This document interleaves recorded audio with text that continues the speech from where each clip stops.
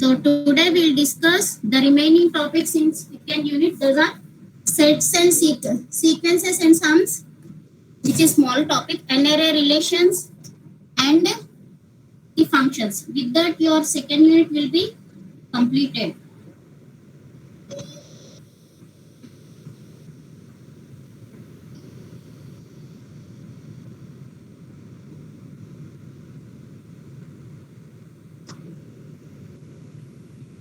Right? So let us discuss the last topic in the relations, which is n array relations. N array relations. Let me share the screen.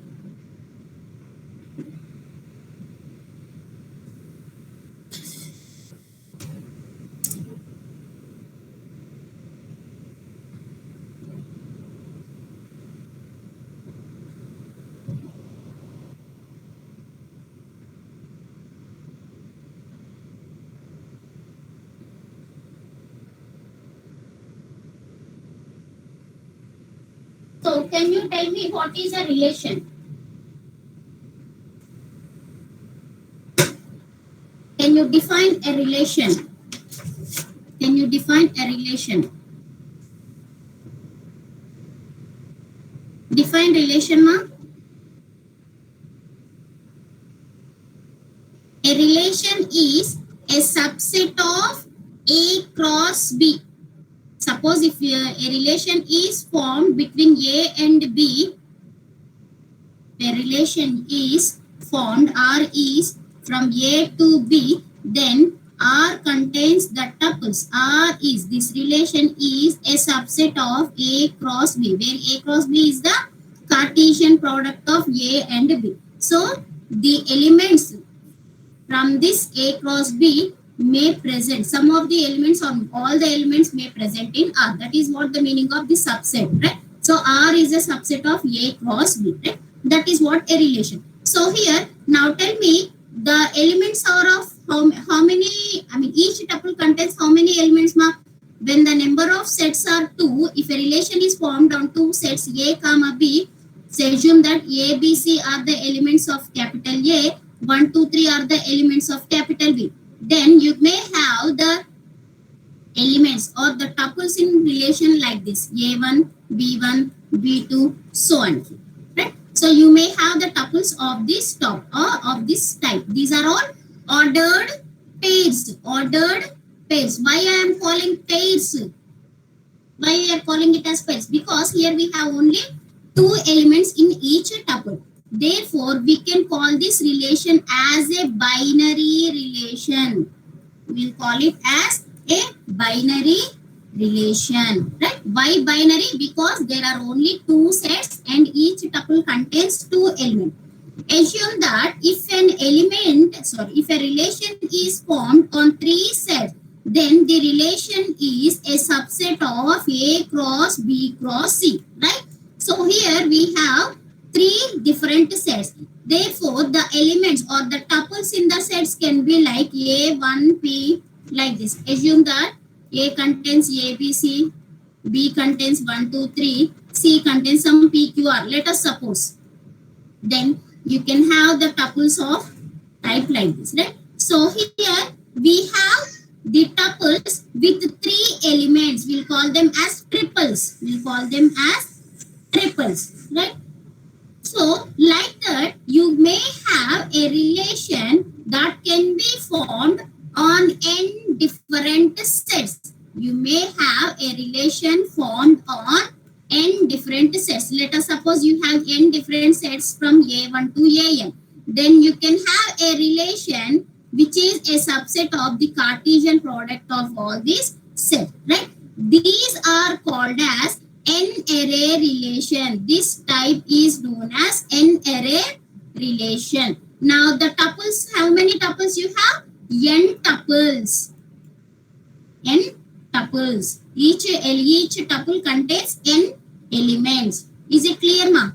So is it clear what is n-array relation? N-array relation means a relation formed on n different sets, so that the tuples in each array, the tuples or the elements in the array may contain n different elements. The ordered tuples are n different elements, right? Can you give me the best example for n array relation? The best example for n array relation is relational database. Relational database. So this is the best example for the n relational database, right? So generally database means we'll have rows as the columns, right? So the rows can be any n number of rows you can have. These rows are called as tuples. In our relational language, the rows are known as the tuples. If it is a database, in the database language, we'll call them as records. We'll call them as records. Clear, ma? Similarly, we'll call them as attributes. The columns are known as the attributes. The columns are known as the attributes and the rows as known as the records or tuples. Is it clear, ma? Let us suppose if you consider a student database.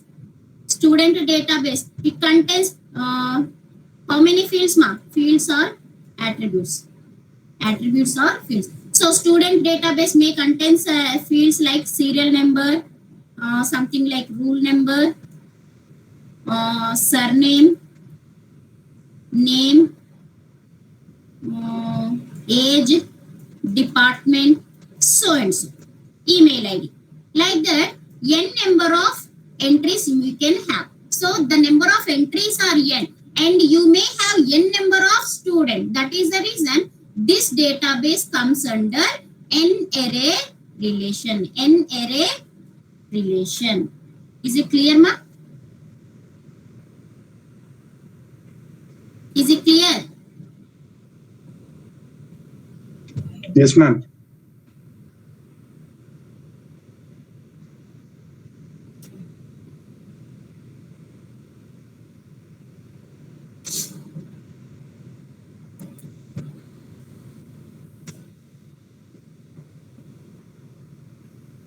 So if the number of attributes, the total number of attributes. Attributes means what? Attributes means the number of rows. You can say that. Sorry, the number of columns. So the total number of attributes will be the degree of relation.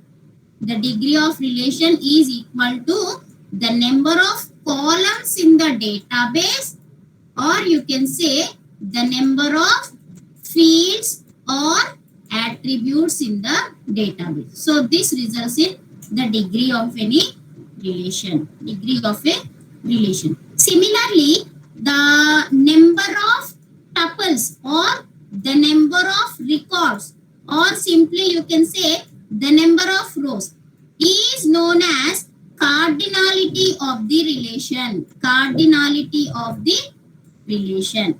Cardinality means it represents the number of rows. Degree of a relation means number of columns. Clear, ma?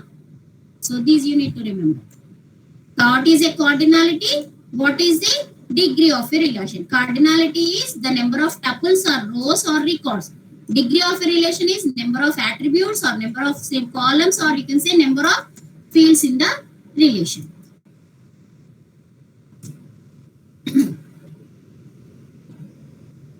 Now, what are the different operations that you can perform on n array relations? The operations you can perform on n array relations. It is what I am telling is what are the operations you have discussed in your DBMS. I think you have come across all these in your DBMS. So what are the basic operations that you can perform on any database, right? Mainly we have 6 operations: selection operation and projection operation. I think you know all this, right? Projection and union, difference,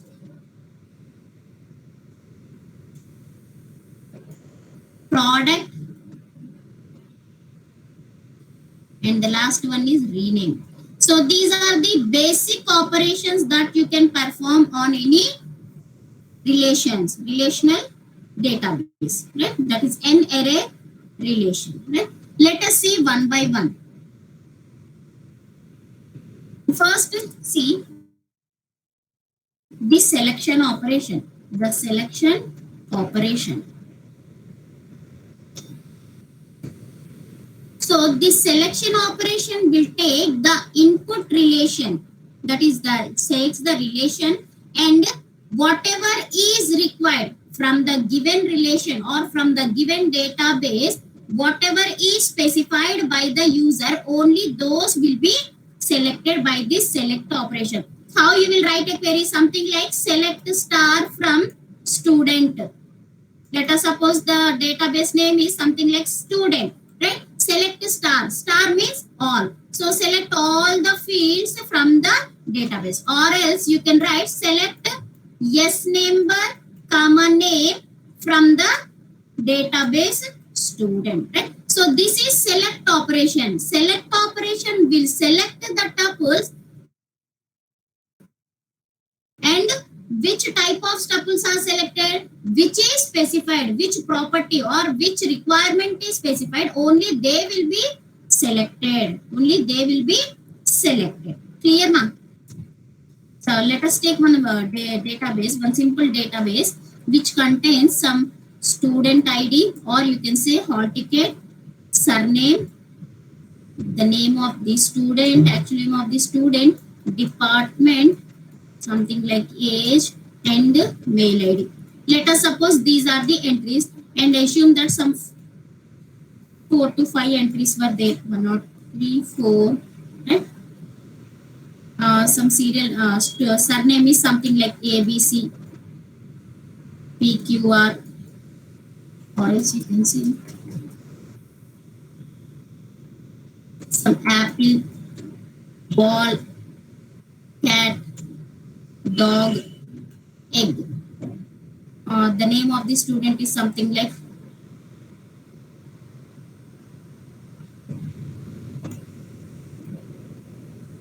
Venkat.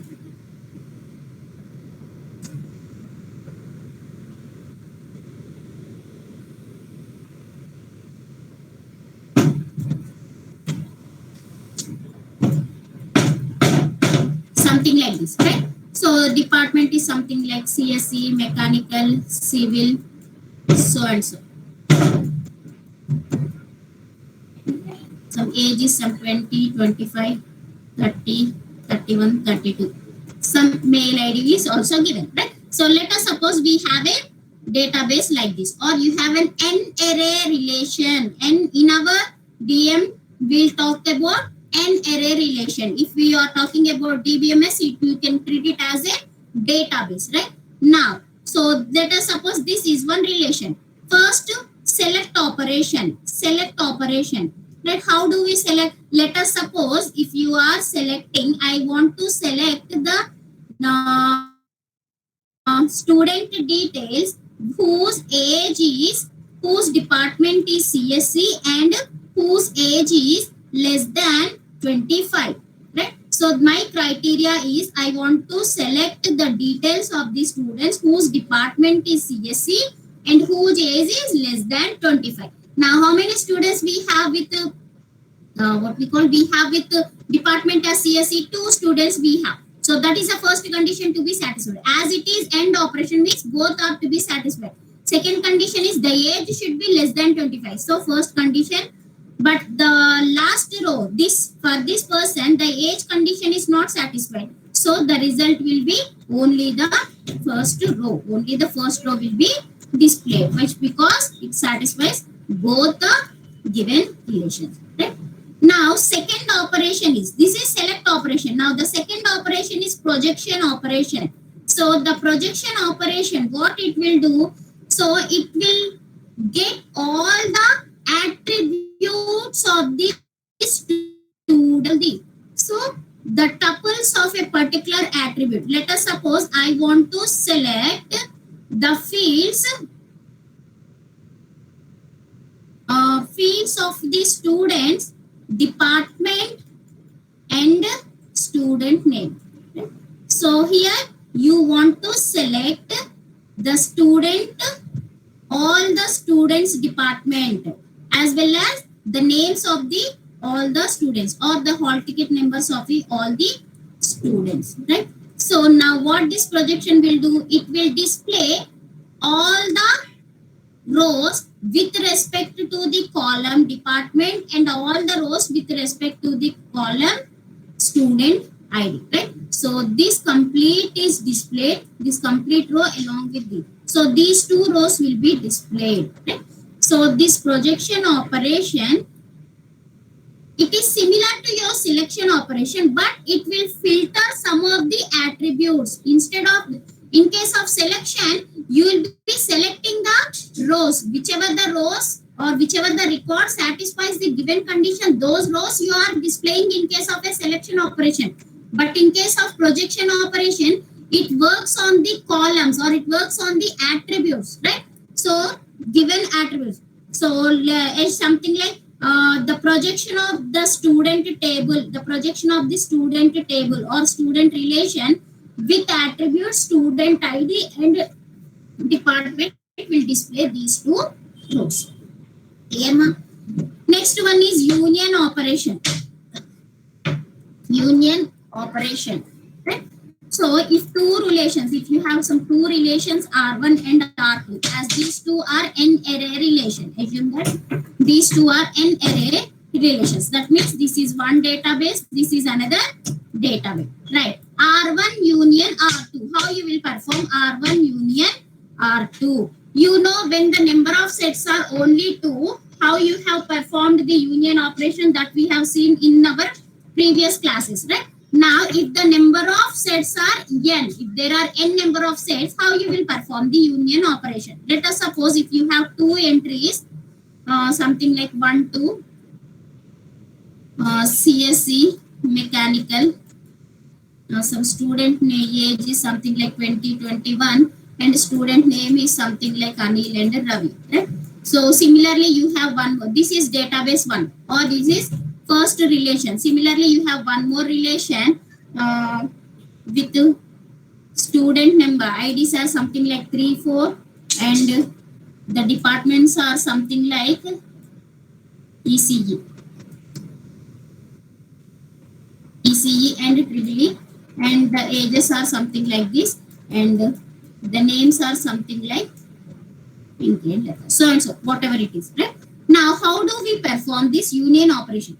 So the union operation of this n array relation, it will contain, the result will contain all the records either from R1 or from R2 or from R1 and R2, either from R1 and R2, right? So the R1 union R2, when you perform R1 union R2, it will contain all the 4 entries. First, 2, 3, 4. All these 4 entries will be present in R1 and R1 union R2. Right?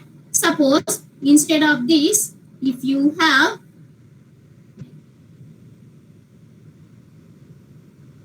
one more, if you have another entry like this.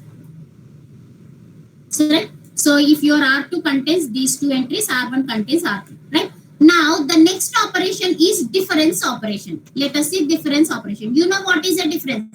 Difference of R1 minus R2. What do you mean? So the result contains the elements present in R1 but not in R2, right? In the same way, the difference of n array relations is the result. It contains the records or the tuples present in R1 but not in R2, right? So here, first tuple, it is present in R1 but not in R2. So the result will contain the first row. When it comes to the second row, it present in R1 and it also present in R2. So second will not be included. So the result of R1 minus R2 is only one tuple. Only one tuple. Is it clear, ma? Is it clear what I explained? What are the 4 operations I explained as of now? Selection, projection, union, and difference on n array relations. It is almost similar to your database operations. Let me know fast, ma. I have to finish the second unit today. Is it clear?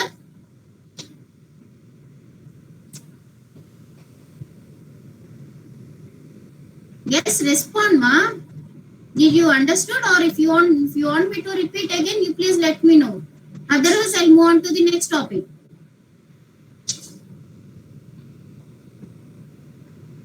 What happened?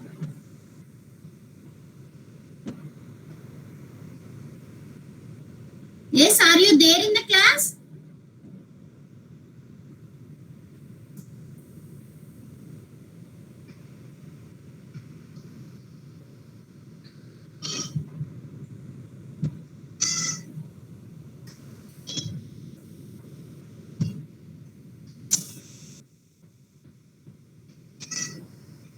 Now the fifth operation is product operation. Product operation, right? So product operation is something like the Cartesian project which we have done in the previous classes. So you know how to perform a Cartesian product, right? So when it comes to the records or the tuples for n array relations, right? So assume that first relation contains some ID, student ID and name of the student, 1, 2, 3.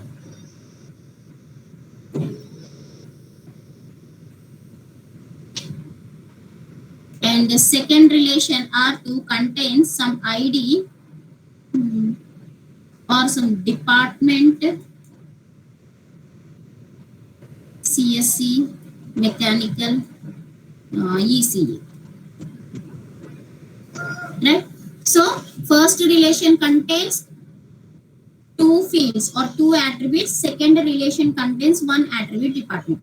Now the Cartesian product of R1 and R2 is, so it contains one Anil. Take the first tuple from the first n array relation and get all the pairs with respect to all the tuples in the second relation. So one Anil CSE, one Anil mechanical, one Anil ECE. Similarly, take the, now the fourth tuple is, take the second tuple of first relation, 2 Ravi, and get all the pairs with respect to all the departments of second relation. 2 Ravi mechanical and 2 Ravi ECE. Similarly, take the third tuple, that is 3 Venkat CSE, 3 Venkat mechanical, 3 Venkat ECE. Right? So these 9 tuples will be there in the Cartesian product. So the total number of tuples in the Cartesian products are 9. Clear, ma? Now the last operation is rename operation. If you want to rename any field, then you can use this rename operation, right? So something like this. How you will write is, the symbol used is this rename, and what is the previous title? Student ID. And you need to replace the student ID field with the hall ticket number, HTNO. Then you can write it. So that the student ID field, it will contain something like 1, 2, 3, 4. So this field is replaced with hall ticket number. Right? So these are the different operations, the basic operations that you can perform on n array relations. Clear?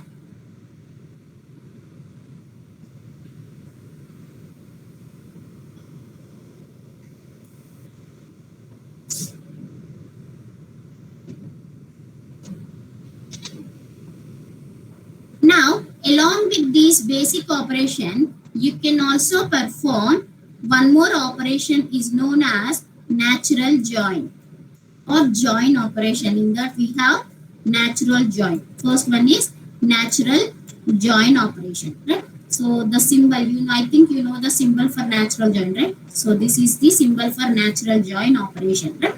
So this is mainly used to combine the tuples from two different relations.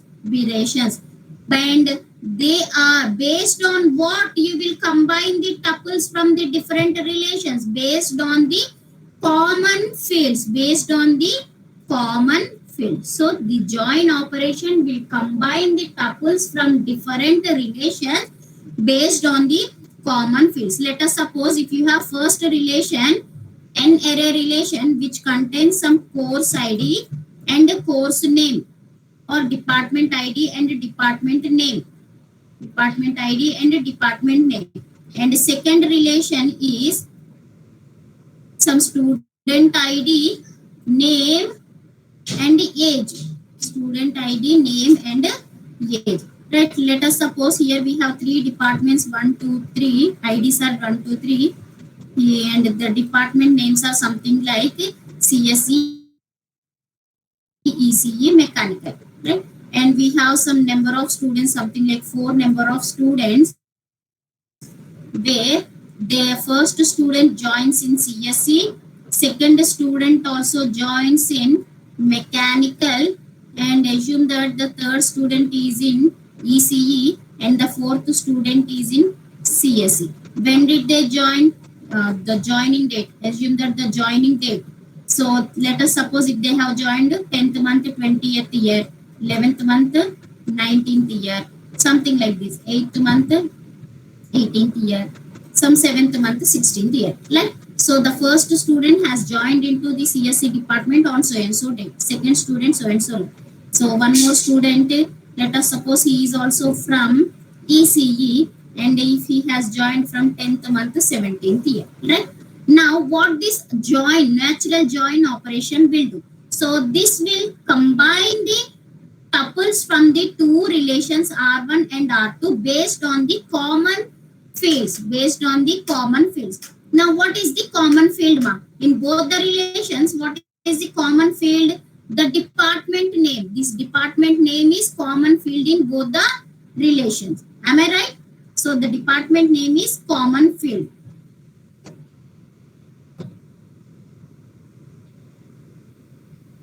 Wait for a while. 2 minutes, ma. Ostuna.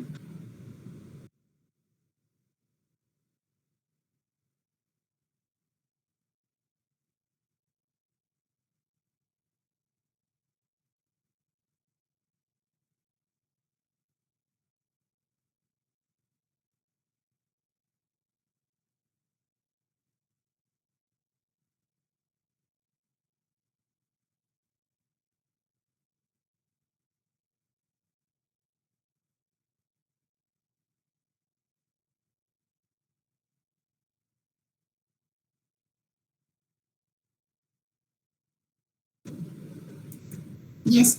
Right. So here, based on the common field. So here the common field is the department name. So here we have a CSE department. Let us check whether we have some students with the same CSE department or not. Yes, we have. Yes, we have, right? So this join operation will give you the result as, so now this join operation will contain all the four entries, ma. So the department ID, the department name, and the student ID and the date of joining. So the natural join will contain all these four entries. Right? So here we have CSE department. We will check whether we have any students joined in the CSE department or not. We will check whether any student. Wait for a while, ma. Hello, hello, madam. Madam, check.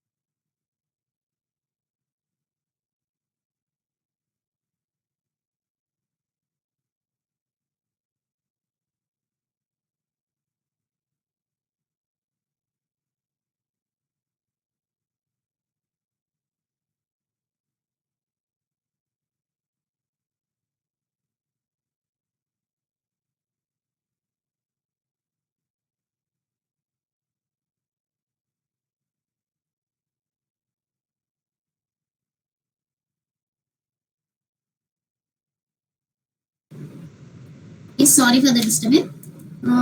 So here we have CSE department, and we'll be checking whether there are any students who joined in CSE department or not. Yes, we have 2 students. Let us suppose this is, let me write this as civil. This is also civil.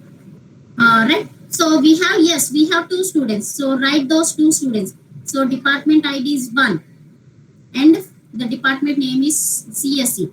And how many students have joined? The student with the student ID as 1 and the student with the student ID as 4 is joined. And when did they join? The first student has joined on 10/20 and the fourth student has joined on 7/16. So these two are common. This department ID, department name is common for both the students. Now let us check whether we have any students who joined in ECE department, because the second attribute in this attribute, the next department is ECE. So do we have any students? No, we don't have any students joined in ECE department. Now check whether any students has joined in mechanical department or not. Yes, there is one student who joined.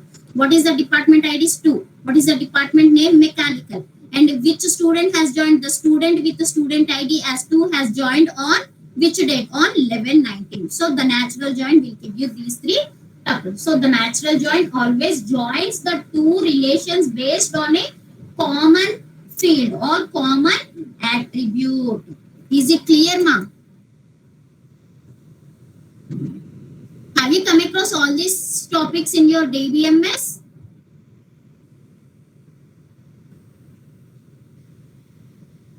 Have you finished these topics, ma'am, in DBMS? Oh, then it is okay. You will understand it clear. Okay?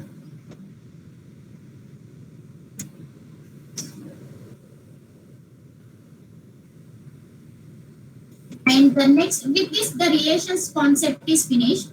Next, we'll start the sequences and sums. The next concept is sequences and sums.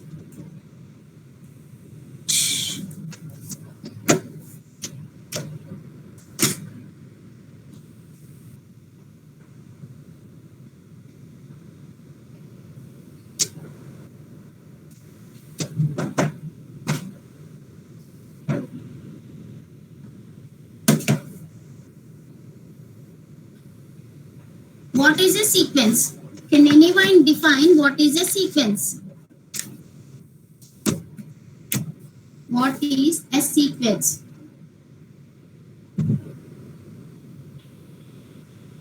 So generally the sequence is one data structure and it is used to represent the ordered list. Used to represent the ordered list. Let us suppose a sequence is S and it contains n natural numbers, right? So to represent the list of all n natural numbers, then you can use this sequence.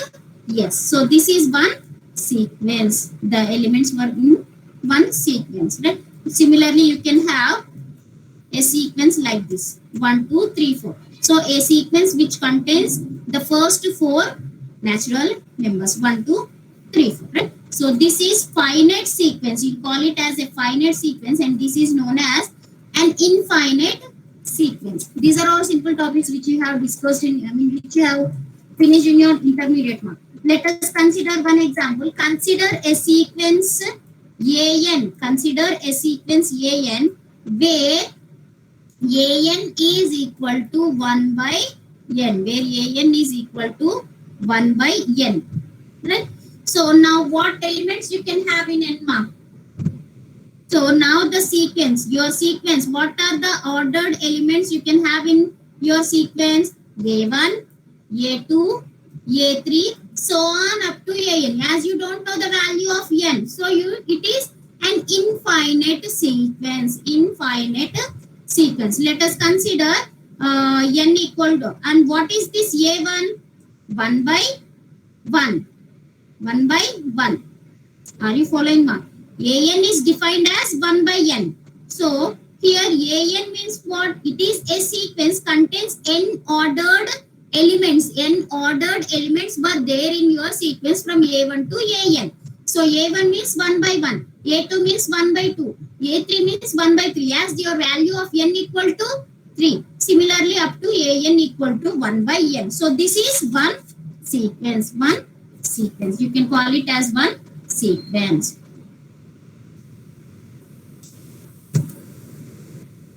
Let us suppose, can you tell me what is a geometric progression? Geometric progression. What is a GP?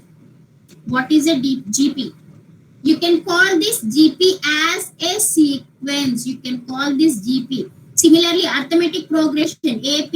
AP and GP both are known as sequences. Why? Because these AP and GP are giving you the some set of ordered elements. Some set of ordered element. So what are the elements you can have in GP? GP means what? The ratio is common between the elements. There is a common ratio between the elements in case of GP. The ratio is common. In case of AP, the difference is common. The common difference is there between the elements in the sequence, right? So you can have elements like AR square, AR cube, so on up to AR power n. So you can call it as one sequence. Why? Because these are all ordered elements. So ordered elements, to represent these ordered elements, you need a sequence, right? Similarly, AP elements are what, ma? AP means the elements are in the elements will have a common difference. A plus D, A plus 2D, A plus 3D, so on up to A plus ND. So this is also one sequence. So your GP, geometric progression, as well as your arithmetic progression, both are known as sequences. Both are known as sequences. Let's see one more example.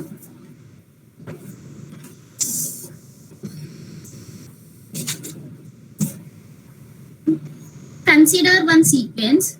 Consider a sequence Bn where Bn is equal to -1 to the power of n, and the sequence Cn where Cn equal to 2 into 5 to the power of n, Dn where Dn is equal to 6 into 1 by 3 power of n, right?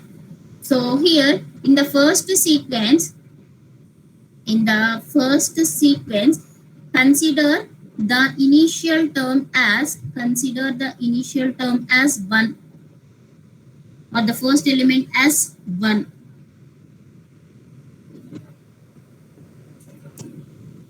And the common ratio between the elements is -1. First element is 1 and the common ratio is -1. Similarly, for the Cn sequence, assume that the first element is 2. And the common ratio is something like 5.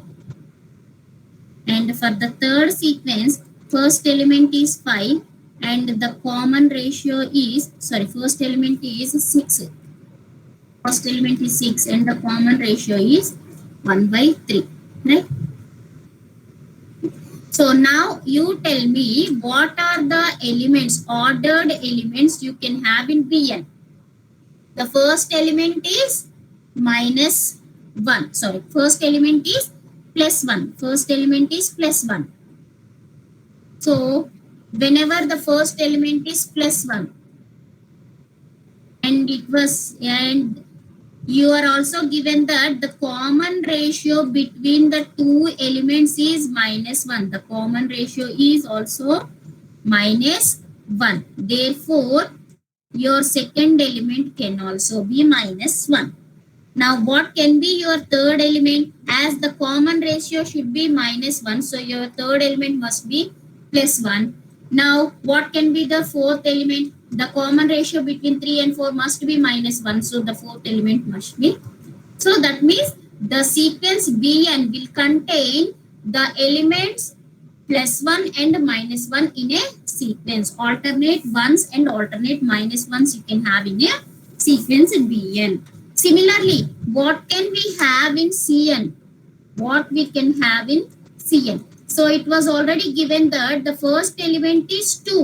The first element is 2. Right? 2 means what, ma? N equal to 0. So 2 into n power 0, that is 1. Next, if n equal to 1, what can be the value? 2 into 5. that is 10. If n equal to 2, if n equal to 2, what can be the value? 2 into 5 square, that is 25. 2 into 25 is 50. Next, if n equal to 3, 5 cube means 125. 125 into 2, that is 250. Right? So this is the sequence of Cn. Similarly, when you observe this, the common ratio will be, the common ratio must be 5, right? 2 by 5 is 5, 10 by 5 is 5, 50 by 5 is 5. So the common ratio is 5 only. Now when it comes to Dn, Dn, the first element should be 6, right? First element is 6 means what? N equal to 0. Now what can be the second element for n equal to 1? That means 6 into 1 by 3 power n, that is 2.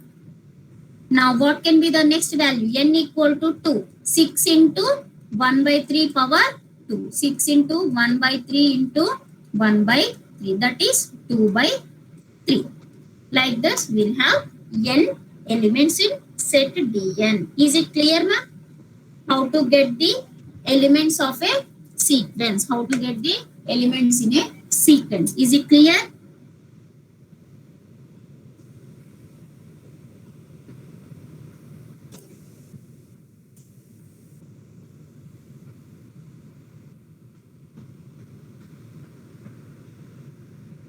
Now I have given you the sequence, and you are supposed to find out the elements in the sequence. Let us suppose if the terms, we'll call the elements in the sequence as terms. Suppose if the terms in the sequence are given, then you have to, how you will find the corresponding formula, right?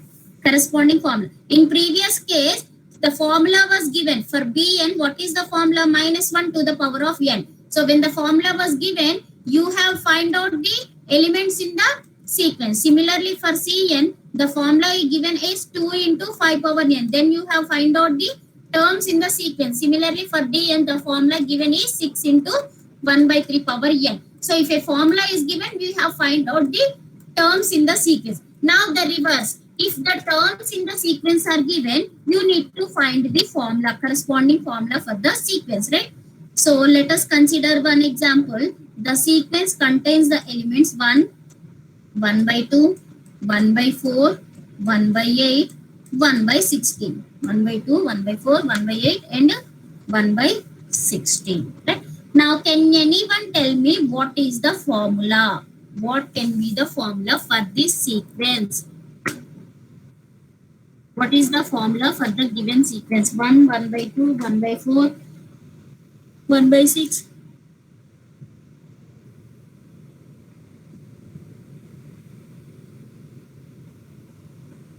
Yes, ma'am. What is the formula?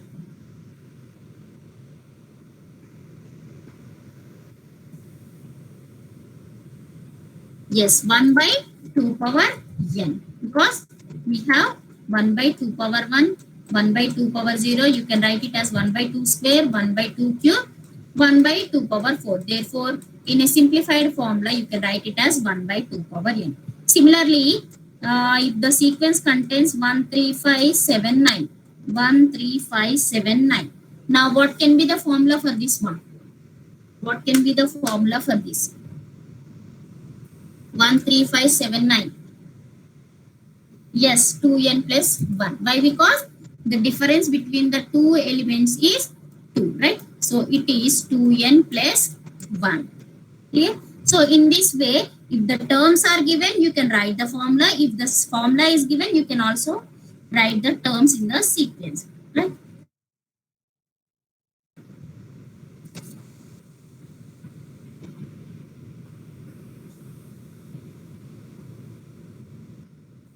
Next one is summation.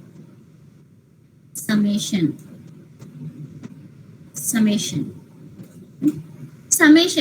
What is the summation notation?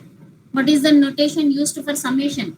Sum of all. We'll use no summation of so and so, and we'll write no. So we'll use this sigma as a notation for summation. Summation means what? Adding the terms present in the sequence.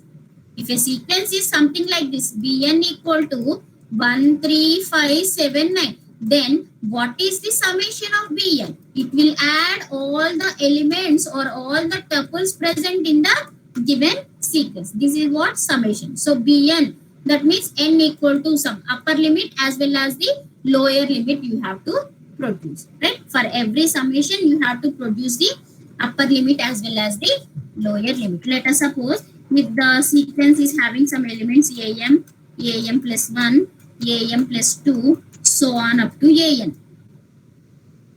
Then what summation, I can write the summation of this sequence as aj, where j ranges from m to n, because the first element is m, the last element is n. So the lower value is m, the upper value is 1. Is it clear, ma?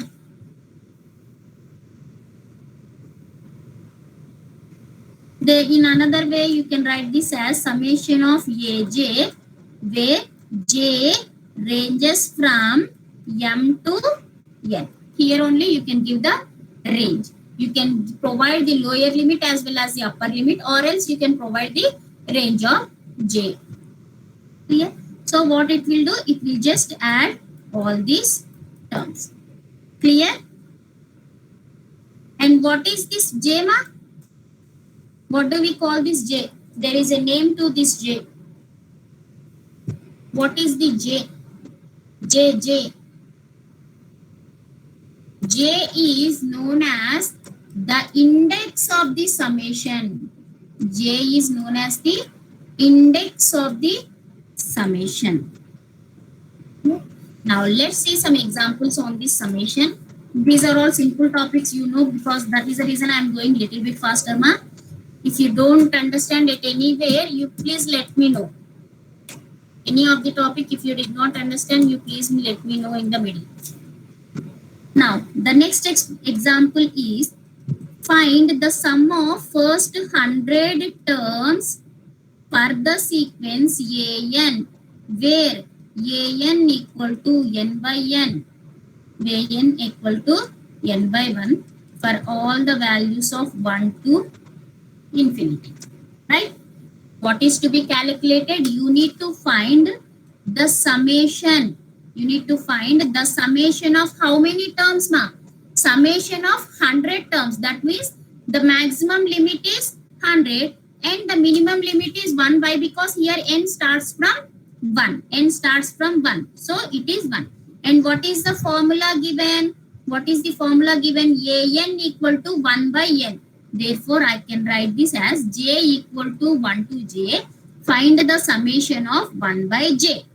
Find the summation of 1 by j. Is it clear? The given question is find the summation of first 100 terms for the sequence an, where an equal to 1 by n and n ranges from 1 to n. So, find the summation. So this is the symbol for summation. Summation for how many numbers? First 100 numbers. So first 100 numbers means 1 to 100. That is your minimum range and lower band and upper band.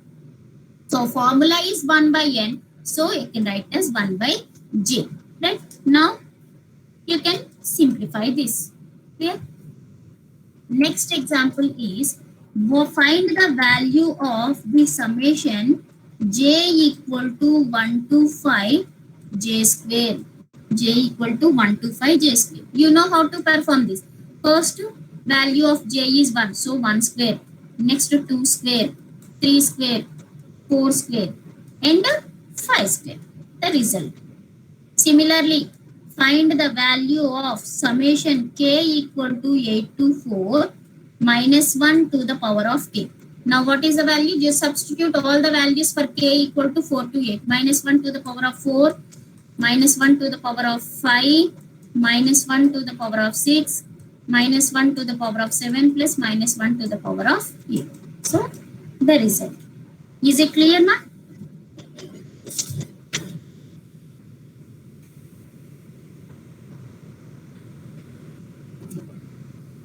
Suppose if there is a double summation, the double summation, how you will perform? The double summation. something like I equal to summation of I equal to 1 to 4 and summation of j equal to 1 to 3 ij. Then if a double summation is given, how you will perform? First the inner summation has to be executed. After that outer summation has to be executed. Is it clear?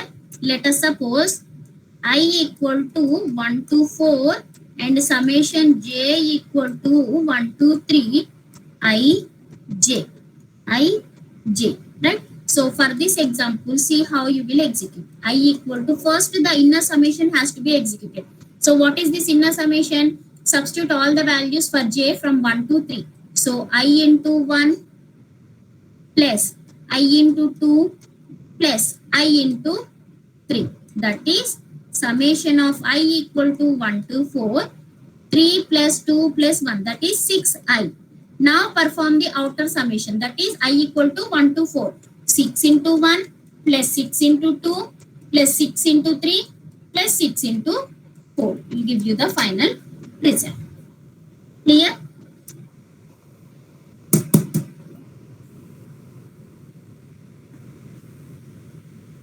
Suppose if a summation is given like this, summation of s belongs to 1, 2, 3, 4.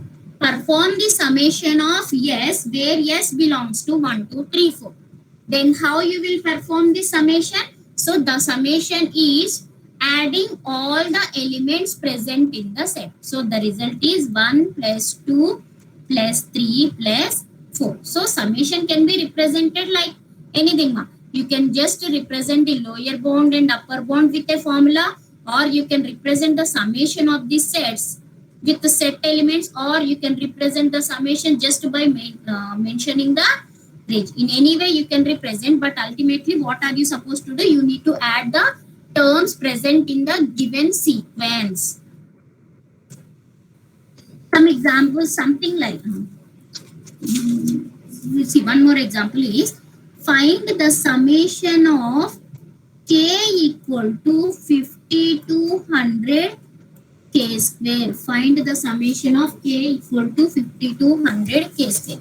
That means you will get how many terms? You need to add 50 terms for all the values of k equal to 50 to 100. 50 square plus 51 square plus 52 square, so on up to 50 power 100 you have to perform. Right? This can also be performed like this. You can also perform this as summation of k equal to,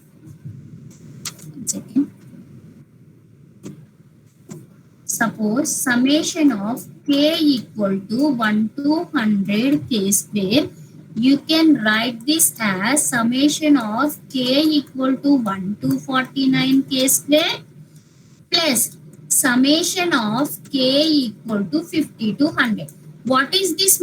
Sum of squares of first 100 numbers. Can anyone tell me what is the formula for sum of first n numbers? Sum of first n numbers. What is the formula for sigma n or sigma a, where a equal to 1 to n? What is the summation of first n numbers? Summation of first n numbers. Do you remember, ma? n into n plus 1 by 2.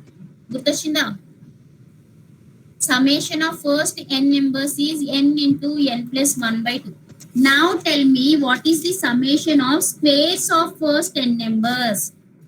Summation of squares of first n numbers. Summation of first n numbers is n into n plus 1 by 2. Sum of the squares of first n numbers is what?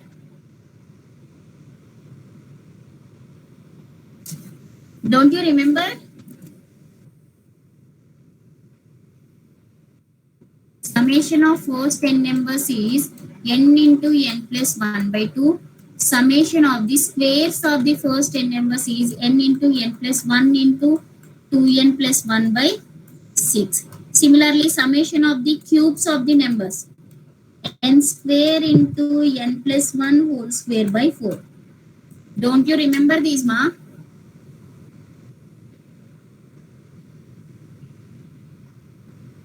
Yes. Right? So that is what I am applying here. So what are you supposed to find out? You are supposed to find the squares of the numbers from 50 to 100. But it is very difficult to add 50 squares of 50 numbers. That is the reason. Just to apply this formula, how I am writing is, you know that sum of all 100 numbers is k square. So this can be written as k equal to 1 to 49 k square plus k equal to 50 to 100 k square. You want this value, right? So you can write this as k equal to 50 to 100 k square. Summation of k square equal to summation of k equal to 1 to 100 k square minus summation of k equal to 1 to 49. 1 to 49. Let me write clearly. Summation of k equal to 1 to 100 k square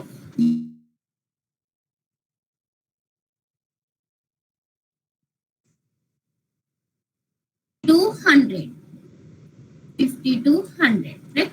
You have to calculate this, right?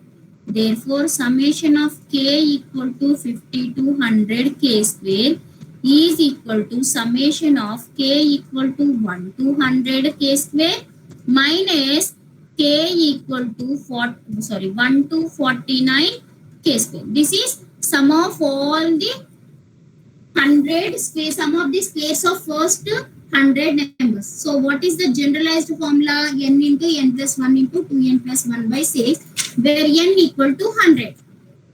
Similarly, here n equal to what?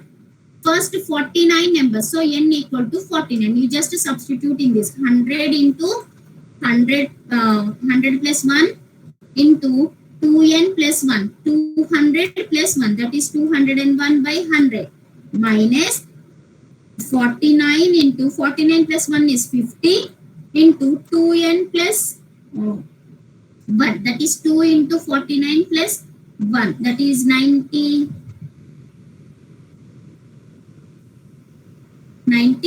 right? By 6. Sorry, n into n plus 1 by into 2n plus 1 by 6. N into n plus 1 into 2n plus 1 by 6 is the formula. So for this, n equal to 100, for this n equal to 49. So you simplify this and you will get the result. In this way, you can perform the summation of any given formula. Summation of any given formula you can perform.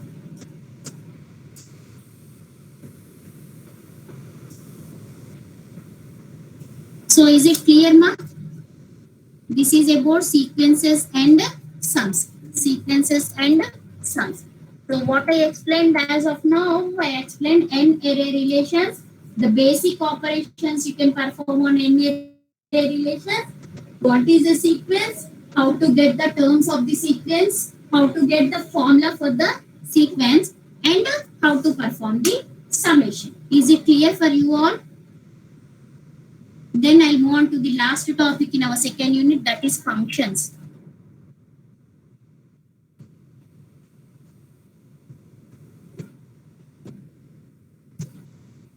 Did you get any circular regarding the vacation, ma? Regarding the vacation, did you get any circular? No?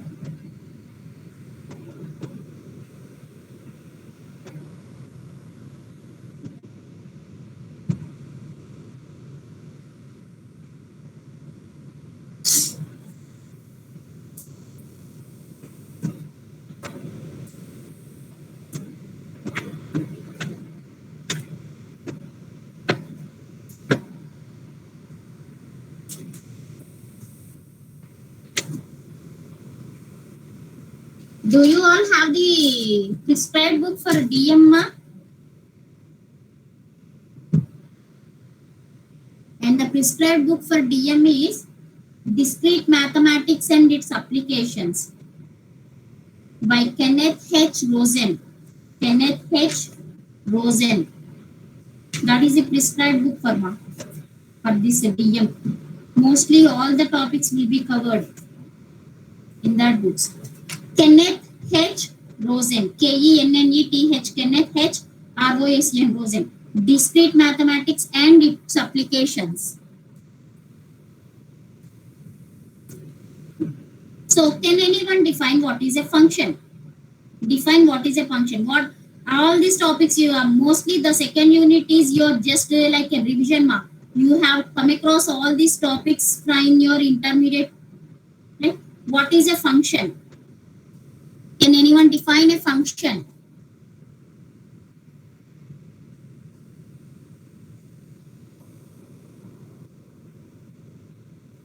So assume that if there are two sets A comma B,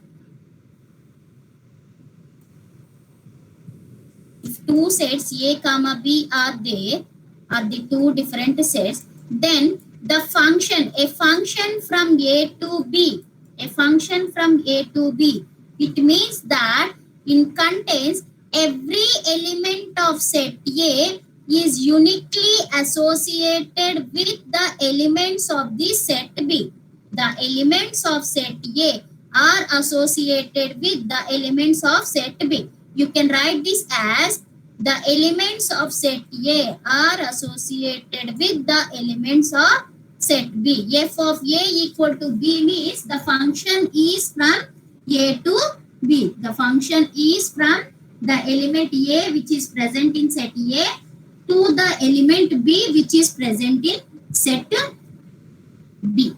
Set B. These functions are also known as mappings or transformations. You can also call them as mappings or transformation.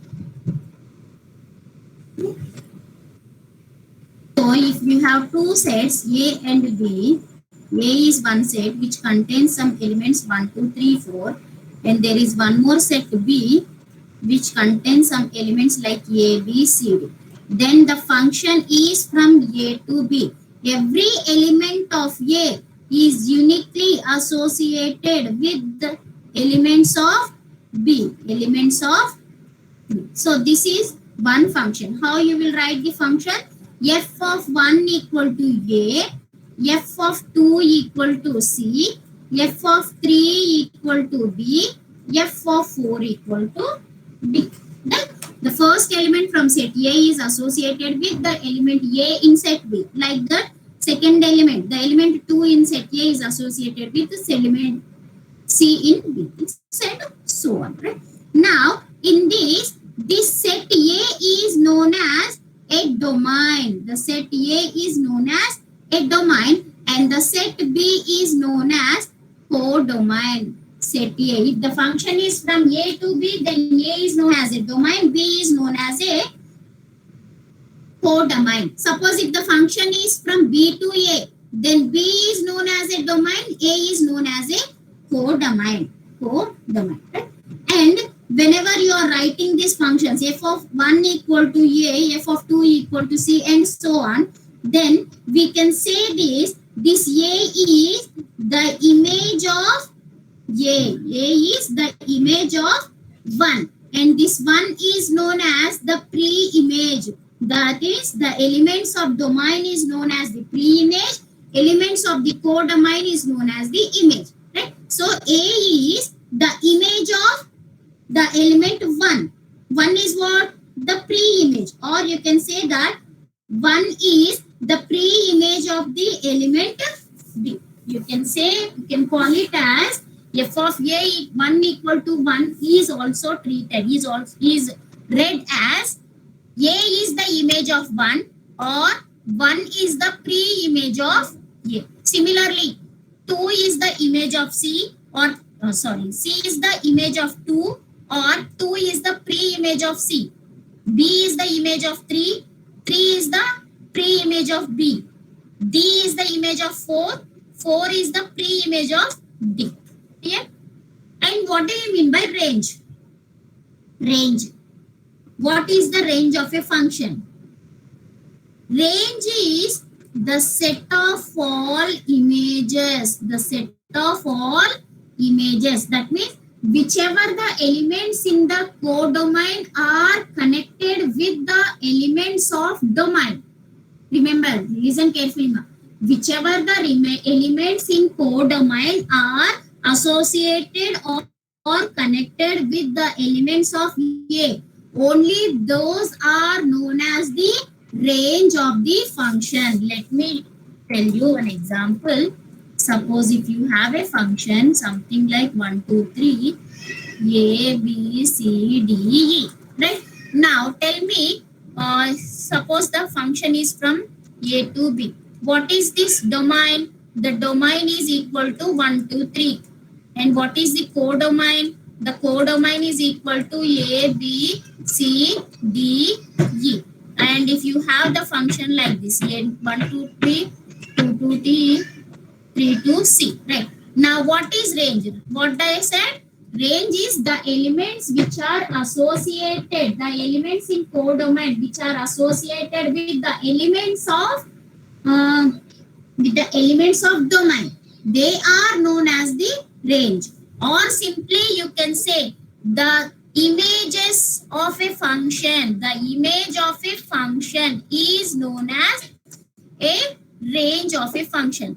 Tell me how you will write this function. F of 1 equal to B, f of 2 equal to D, f of 3 equal to what called C. Right? Now, what is the image?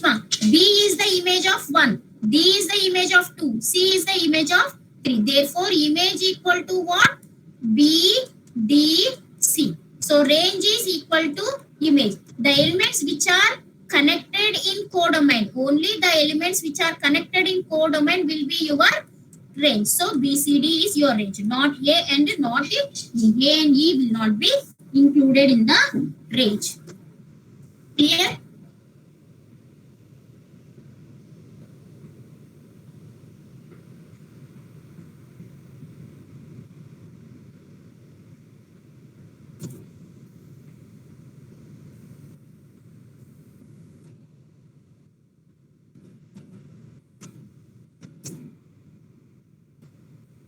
See one example.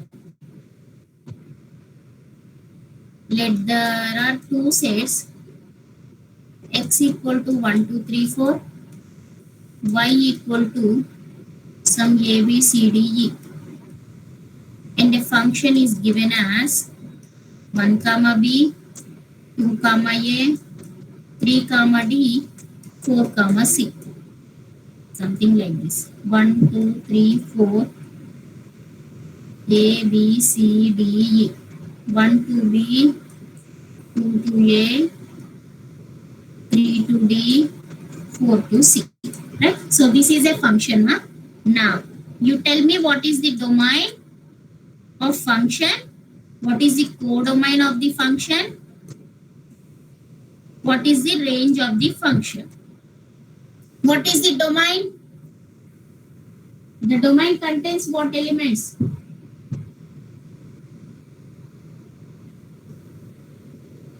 What are the elements in the domain? So 1, 2, 3, 4. Yes. Codomain contains?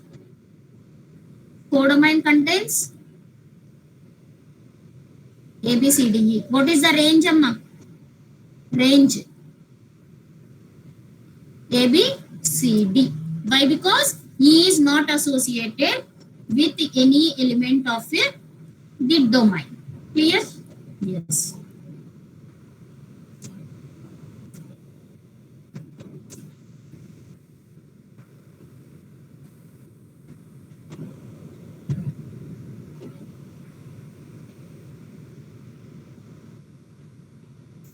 Consider a set x equal to x, y, z, k and a set y equal to 1, 2, 3, 4. Suppose if a function is given as x comma 1, y comma 2, z comma 3, k comma 4. Tell me, is it a function or not? Is it a function? What is the function? Every element of A is to be associated with, uniquely associated with some elements of B. The definition of function is given as Every element of A is uniquely associated with some elements of B. Clear? That is the definition. So using that definition, tell me whether the given function is valid or not. Is the given function x comma 1, y comma 2, z comma 3, k comma 4 is a valid or not? Yes, it is a function. Why? Because every element of x, that is domain, is uniquely associated with some elements of the codomain. Now, one more function is some g equal to x comma 1, y comma 1, k comma 4. Is it a function? Is this function is valid?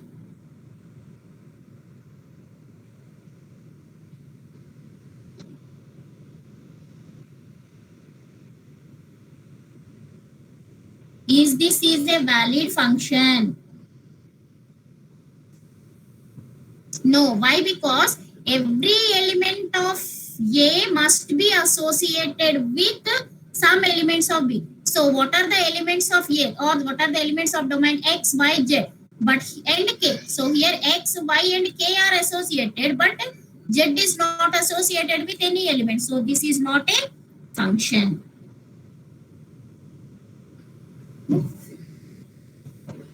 Next, types of the functions. Types of the functions.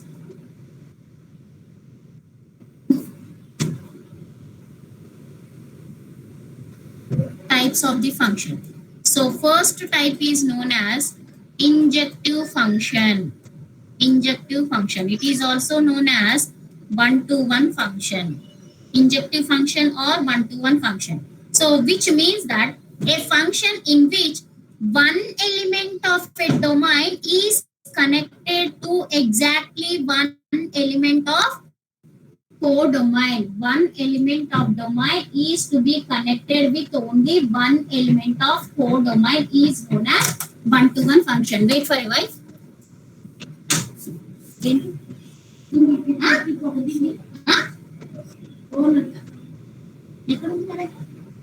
Recharging. 15 minutes లో తీసే call చెప్తాను sir. Phone కట్టుకుంటారు.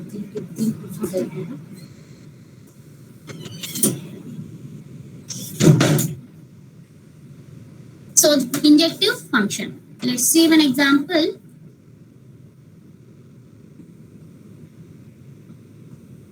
A and B are the two sets. A, B, C, D, P, Q are this. Right? So one element of A is to be connected. One element of domain is to be connected with only one element of codomain. So this is known as a one-to-one function. It is also known as injective function. Injective function. Second category is onto function. Onto function. It is also known as surjective function. Surjective, injective, surjective function. Onto function. So which means that every element of codomain, this every is important. Every element of codomain should have one pre-image,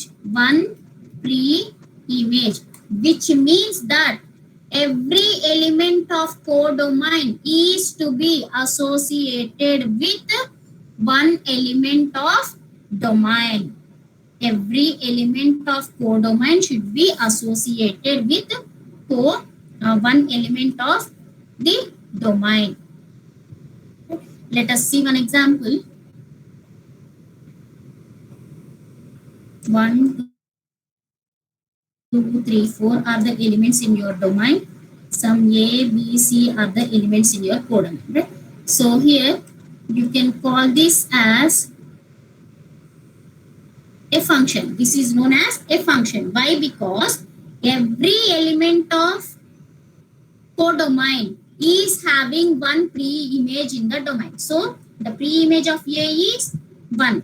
Pre-image of B is 2. Pre-image of B is 4. Pre-image of C is 4. So every element in the codomain is having one pre-image in the domain, or you can say every element of codomain must be associated with one element of the domain. Then we'll call it as a onto function, or we'll call it as a subjective function. In case of this onto function, the range of the function is just equal to the codomain. Range means what? Range means the elements of the codomain which are associated with some elements of the domain. So here in case of onto function, all the elements of the codomain are associated, must be associated with the elements of the domain. Therefore, you can say that the range is equal to the codomain. Only for onto function, the range is equal to codomain. Suppose if you have a function like this, A, B, C. Can I call this as an onto function? Can I call this as an onto function? No. Why? Because every element of codomain is not associated with the elements of the domain, or every element of codomain is not having a corresponding pre-image. Yeah. And the third category is bijective function. Bijective function is combination of 1 and 2. That is combination of 1 to 1 and onto function. So we'll call it as 1 to 1 onto function. We'll also call it as bijective or 1 to 1 onto function. In the name itself, it is telling it, you can know that it has to satisfy both 1 to 1 condition as well as the onto condition. That means every element of A is to be associated with one element of B. Similarly, every element of B is to be associated with some elements of B. That is 1 to 1 onto function.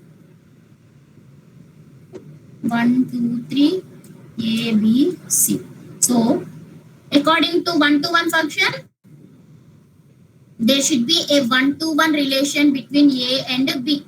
So 1 to 1 is satisfied. As per onto definition, every element in the codomain must have a image. Every element in the codomain must have a relation. So here we have 1 to C, 3 to A, 2 to B. So every element in the codomain is associated with A. Therefore, we'll call it as a bijective function or 1 to 1 onto function. And the next category is into function. So into function means in this, there must be an element in the codomain which does not have a pre-image in the domain. There must be one element in the codomain which does not have a pre-image in the domain. That is known as into function. 1, 2, 3, A, B, C, D. This is your codomain, this is your domain, right? So what is the definition of into? There must be one element, one element which does not have an pre-image in the domain. That means one element in the codomain should not be associated with the elements of the any element of the domain. So you can call this as a into function. So here the element D is not having any pre-image because it is not associated with any one function. So we'll call it as a into function. Is it clear now? Into function means at least one element in the codomain must be left blank. And the next category is 1 to 1 into function. 1 to 1 into function. So same thing. 1 to 1 onto function means 1 to 1 condition has to be satisfied. Onto condition is also to be satisfied. Onto and into are just exactly different, opposite to each other. Onto and into functions are opposite to each other. In case of into function, one element of codomain should not be associated with the elements of domain. That means it should not have any pre-image. But what is the definition of onto function? Every element of codomain must be associated with the elements of the domain. So these two are opposite to each other. Now one-to-one into function means what? One-to-one means one-to-one condition has to be satisfied. Something like A, B, C, D we have. And here we have 1, 2, 3. At least one element should not have any pre-image. And between the remaining elements, you must have a one-to-one relation. That is what? One-to-one into function. One-to-one into function. Next one is many-to-one function. Many-to-one function. Many-to-one. Generally, this first represents the elements of the domain. This second represents the elements of the codomain. That means many elements of the domain can have one image in the codomain. Many elements of the domain may be associated with one element of the codomain. Something like this. 1, 2, 3, 4, A, B, C, D, E. Right? One element of the domain may be associated with, reverse one. Many elements of the domain may be associated with one element of the codomain. Many elements of domain may be associated with one element of the codomain. That is what many-to-one function. Many-to-one function. Next function is many-to into function. Many-to into function. Next is many-to into function. Can I call this as a many-to any function? That means many-to-one condition is to be satisfied and into function is also to be satisfied. Many-to-one into function means many-to-one and into. Into means into function is what? One element of the codomain should be empty. That should not be associated with elements of the domain. Right? So here the element B is not associated, the element C is not associated, the element E is also not associated. So into condition is satisfied. Check whether many-to-one condition is satisfied. Yes, many elements of domain are associated with one element of the codomain. So many-to-one and into function are also satisfied. So it is many-to-one into function. Many-to-one into function. And the last one is many-to-one onto function. That means many-to-one condition to be satisfied, onto one condition is to be satisfied. Onto condition means what? Every element of codomain must be associated with one element of the domain. That means here A, B, C, D you have 1, 2, 3, 4. So what is the condition? First one is many-to-one condition has to be satisfied. So many elements of domain can contain or may be associated with one element of codomain. So many-to-one. Similarly, one second.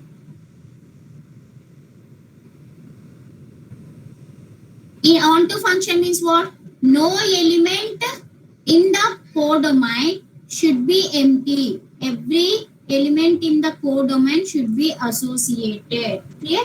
So this is many-to-one onto function. Okay? So these are 8 different types of functions we have. Is it clear, man? 8 different functions we have. Is it clear? Is it clear, ma'am?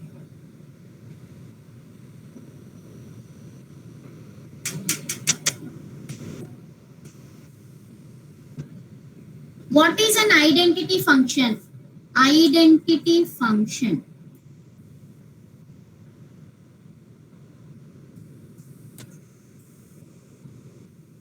What is an identity function?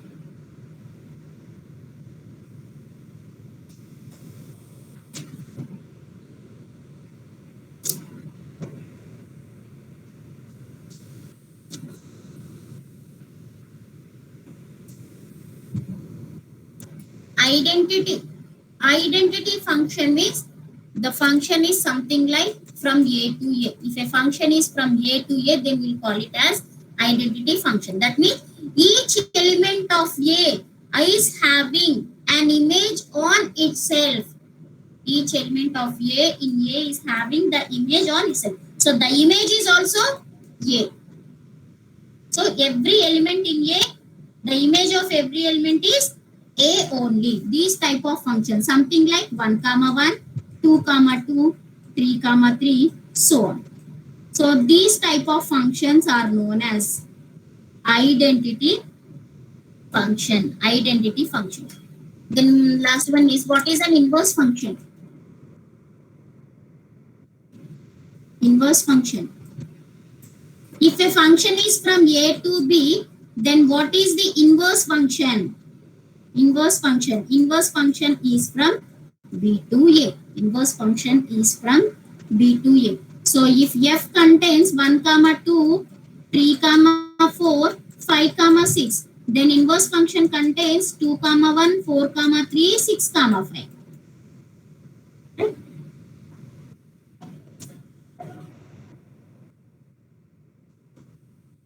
Next, composition of the functions.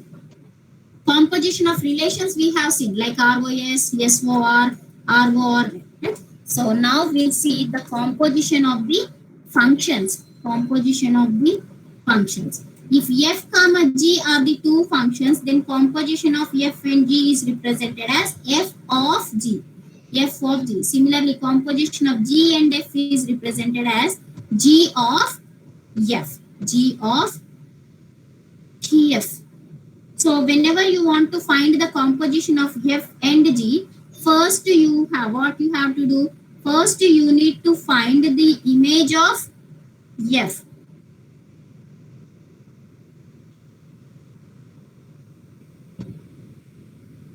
First, this internal, this G has to be executed. After that, this F has to be executed. Similarly, if it is a composition is something like G of F, then F is to be executed first, followed by G. Let's see some examples on this.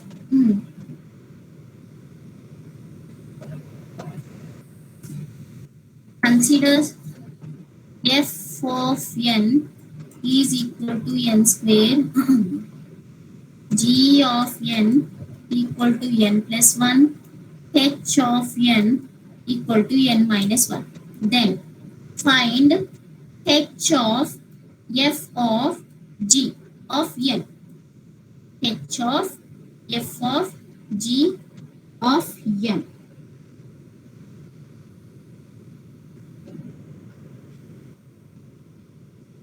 So how you will execute this, ma?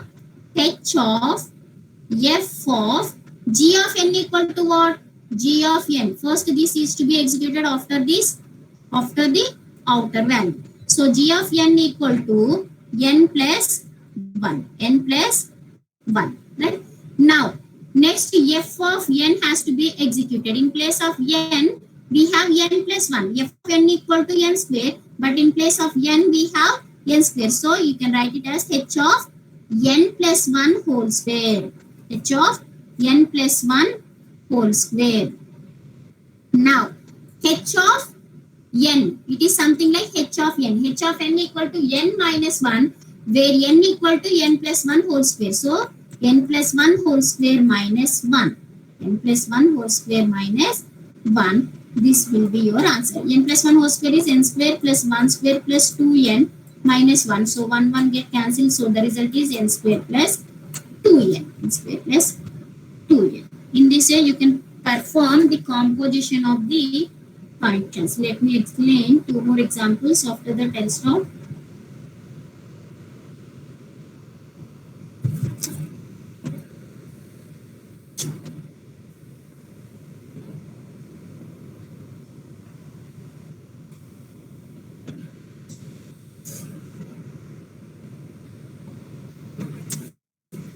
Take the next example. F of x equal to x plus 1 by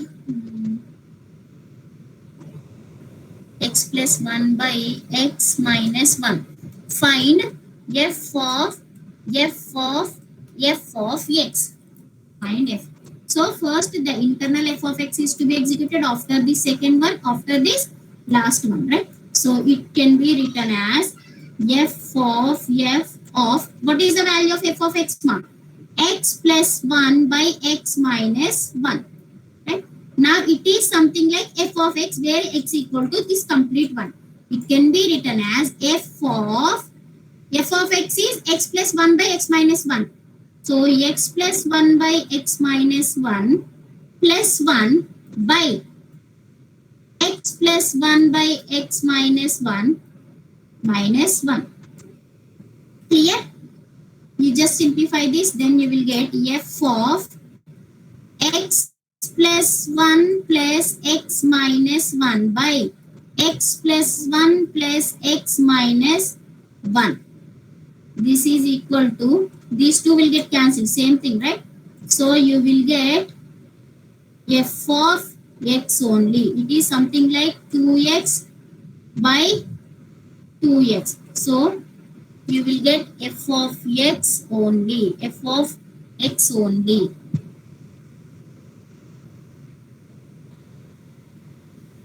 Sorry, no? You will get this is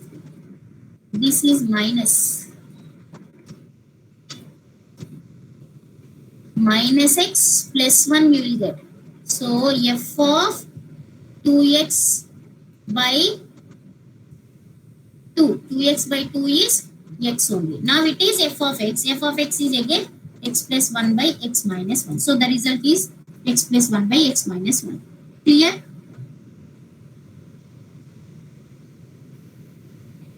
Next example is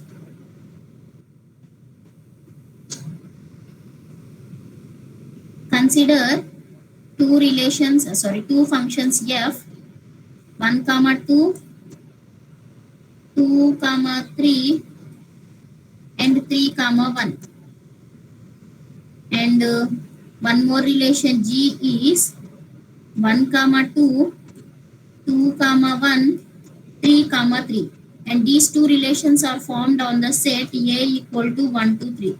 Then find f of g and g of f. F of g and g of f. That means f of g of 1, f of g of 2, f of g of 3. F of g of of 1, 2 and 3. All these you need to calculate. So first f of g of 1. F of g of 1. So this is f of g of 1. F of, what is g of 1, ma? G of 1 equal to g of 1. That means first element in this 1 in g is connected with 2. So it is f of 2. Now f of 2 equal to what? 3. So f of g of 1 equal to 3. Similarly, f of g of 2 is equal to f of g of 2. What is g of 2? G of 2 is 1. So f of 1. What is f of 1? 2. So the result is 1. Similarly, f of g of 3. F of g of 3. What is g of 3? G of 3 is 3 only. So it is f of 3. What is f of 3? 1. Now coming to the second one, g of f of 1 is equal to g of f of 1.